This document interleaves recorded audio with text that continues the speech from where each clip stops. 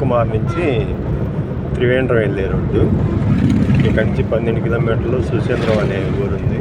అక్కడ అతి పురాతనమైన ఆలయం బ్రహ్మ విష్ణు మహేశ్వర ఆలయం ఉంది. అది చూడటానికి మేము వెళ్తున్నాం. ఈ కారు ఈ చుట్టుపక్కల ఉన్నాయి చూపించడం కోసం మనిషికి 200 రూపాయలు ఛార్జ్ చేశారు.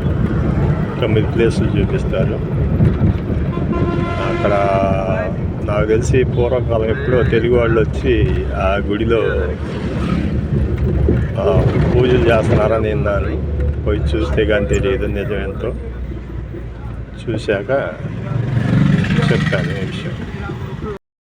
తమిళనాడులోని కన్యాకుమారి దగ్గరలో 12 కిలోమీటర్ల దూరంలో ఉన్న సుసేంద్రం ఆలయం పక్కన ఉన్న కోనేరు.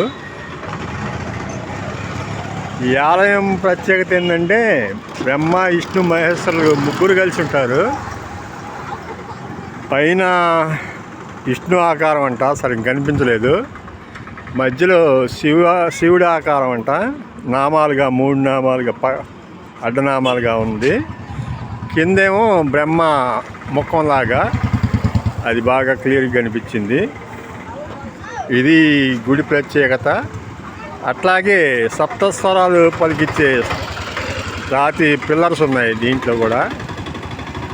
అట్లాగే ఎప్పుడో పూర్వకాలమే ఇక్కడికి కొంతమంది మన ఆంధ్ర వాళ్ళు పూజారులు వచ్చి ఈ ఆలయం దగ్గరే స్థిరపడిపోయారని చెప్పి తెలిసింది నాకు. వాళ్ళకి చాలామందికి తెలుగు వచ్చంట. ఇదివరకు లోగడ వచ్చినప్పుడు పలకరించాను నేను వాళ్ళని.